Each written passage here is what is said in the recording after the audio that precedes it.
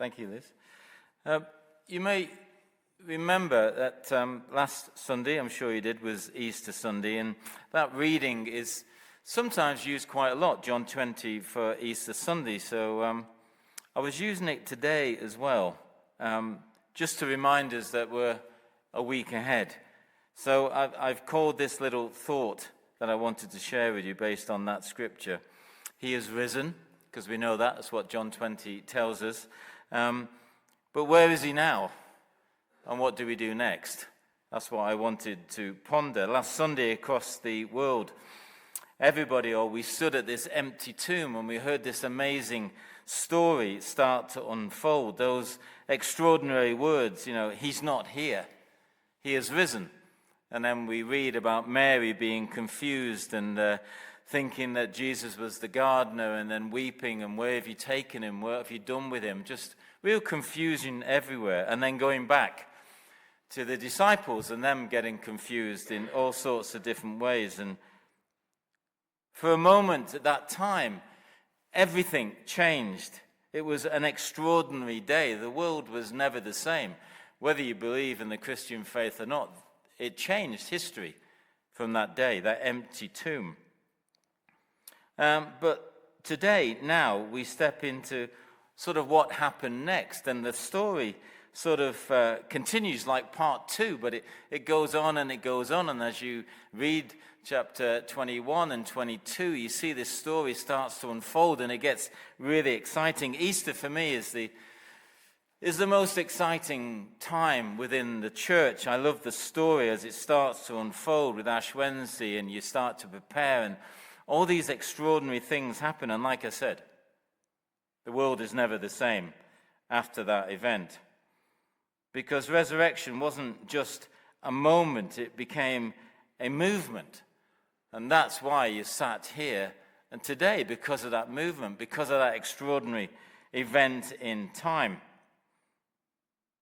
And the question now is not, did Jesus rise? The question is, where is he now? That's the thing that we ponder going forward. So I've just put a few points to have a think about for you to ponder, or maybe over the next week. The first one is fear, or the fear that we have, or the fear that's put upon us by other people sometimes. In John 20, which was just read out, we find the disciples not celebrating and not sort of rejoicing, but hiding behind these locked doors, it says, because of fear. What was going to happen next?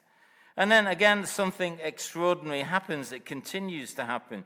Almost, it seems, on like a daily basis. Jesus comes and stands amongst them. If you can imagine that. They're all gathered together. They're all fearful. They're all scared. All these sort of strong men are fearful and hiding, waiting for that knock on the door. And right at that time, Jesus just appears and says, "Peace be with you." Not once, but twice.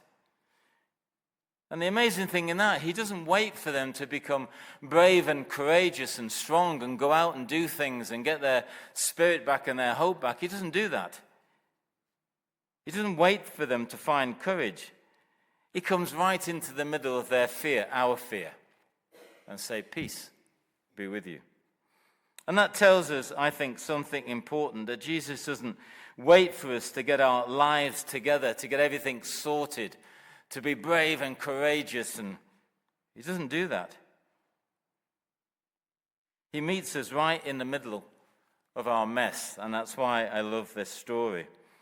Even behind those locked doors, the analogy of our lives, whatever it might be, behind our fear, behind whatever we're carrying today. And like always with Jesus, his first words are not challenging, they're not judgmental, it's peaceful. Second thought is, sometimes we need a little bit more Thomas. But Thomas isn't there when this event happens. And when the others tell him about it and say, "We've seen the Lord," he says what many of us might think, but don't really say. He wants more. he says, unless I see, unless I touch, I'm not going to believe any of this unless Jesus appears in my bedroom or in the kitchen or on the ski slope. I'm not going to believe any of it. And that's Thomas. Again, that's an analogy for a lot of us. Thomas gets labeled as the doubter, but I think he's something else. I think he's really honest. I think a lot of us are Thomases. I think he refuses this second-hand faith just because someone has told him what's happened and it's a story. No, not really. I want to see. He wants something real. So he has these discussions with these disciples, and then a week later, Jesus hears everything, and Jesus turns up again. Same room, same disciples, same meeting, and those same words. Peace be with you. And then I wonder what Thomas was thinking when Jesus appeared in the room there. And then Jesus turns to look at him and catches his eye. And he says, Thomas, come over here a minute. Look at the holes. Put your finger in the hole. Put your finger in my side. Believe, Thomas. Not much of a rebuke there. No disappointments in Thomas. Didn't actually get excited. Just an invitation. And Thomas responds, my Lord and my God. Which again tells us something. Jesus is not put off by our questions or by our doubt or our fears.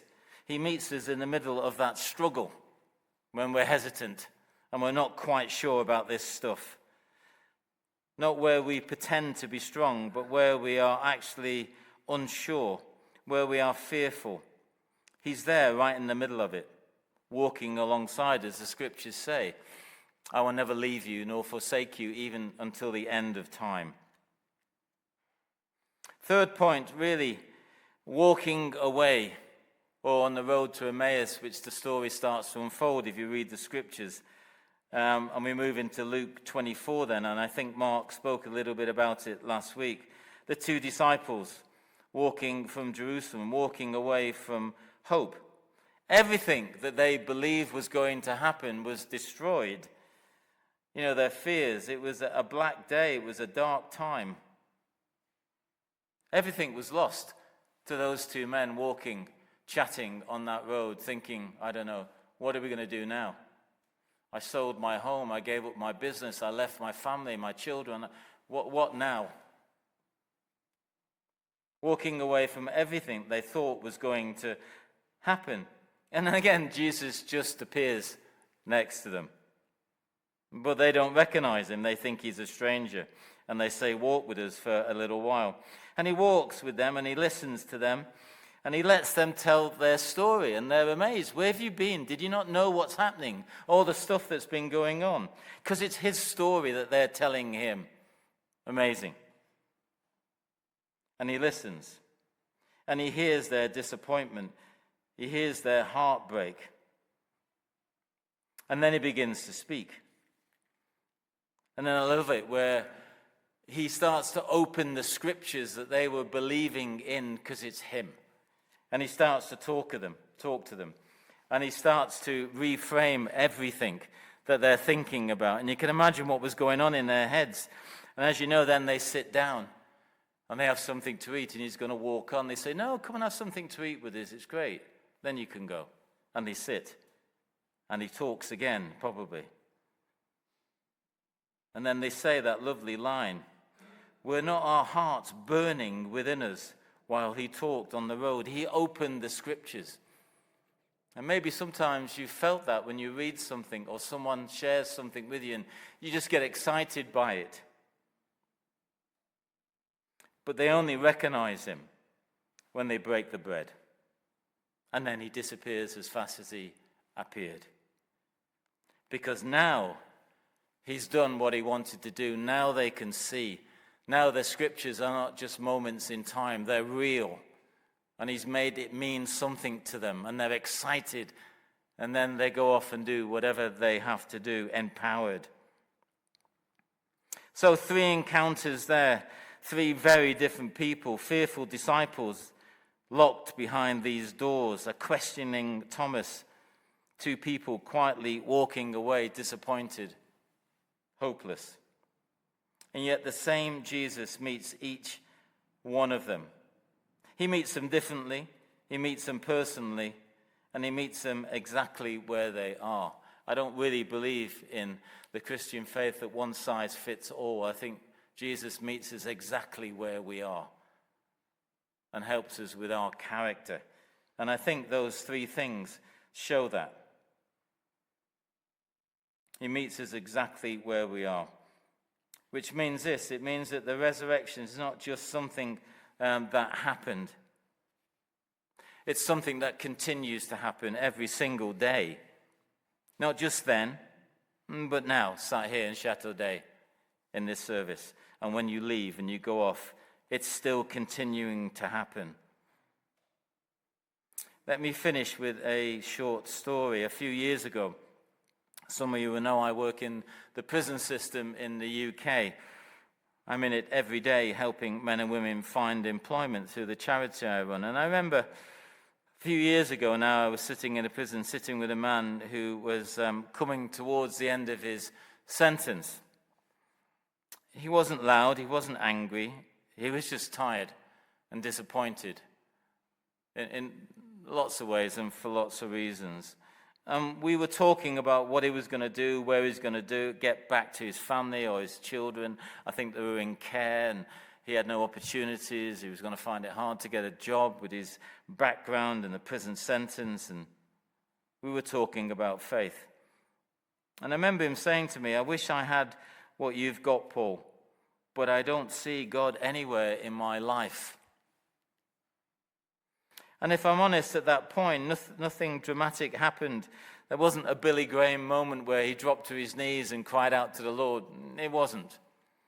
No lightning bolt, no sudden breakthroughs in faith. We just talked, and quietly and honestly, about his past, about his regrets, about the people that he'd hurt, the person he was trying to become but was struggling with that, the environment that he was in. And then I left. And a few months later, I was back in that prison. I saw him again, and we had a chat. Same prison, same person, same man, but something had shifted. Not massively.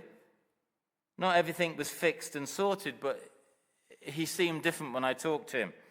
And I said to him, something's happened. What's gone on? And he just said to me something I won't forget. He said, you know, the day you came in to see me, I didn't see or feel anything at the time. But later, when I reflected and I looked back, I think God was there with us. And that moment in time changed his life, quietly, not dramatically. God met him in that prison, in his fear, in his confusion, in his hopelessness, and gave him hope. And it reminded me of those two on the road to Emmaus. They didn't recognize Jesus while he was talking with them. Only afterwards, they said, were not our hearts burning within us? Sometimes we don't see him in the moment, but we recognize him on the journey. The empty tomb proves that Jesus is alive. That's what the whole Easter story is about. But these encounters show us something even more powerful, I think, that he's present. He's here now with us, alive today. Present in this room, in this church, present in our questions, present on the road when we leave and we talk and we do our stuff, our life, often closer than we realize, even when we don't recognize him at first. So something for you to ponder. I hope I've given you something this week. The question, like I said, is no longer, did he rise? The question for you to think about is, where is he meeting me now? Is he meeting me in my fear? Is he meeting me in my doubt? Is he meeting me in, I need more from him? Is he meeting me in my confusion? Or is he meeting me in my peace? And remember those words that we said right at the beginning of the service. He is risen. He is risen indeed. He is alive today and dwells with us. The scriptures say he pitched his tent and lives amongst us. And that's the amazing opportunity we have because of that Easter day. Amen. Would you like to stand for our next hymn, Thine is the Glory? That's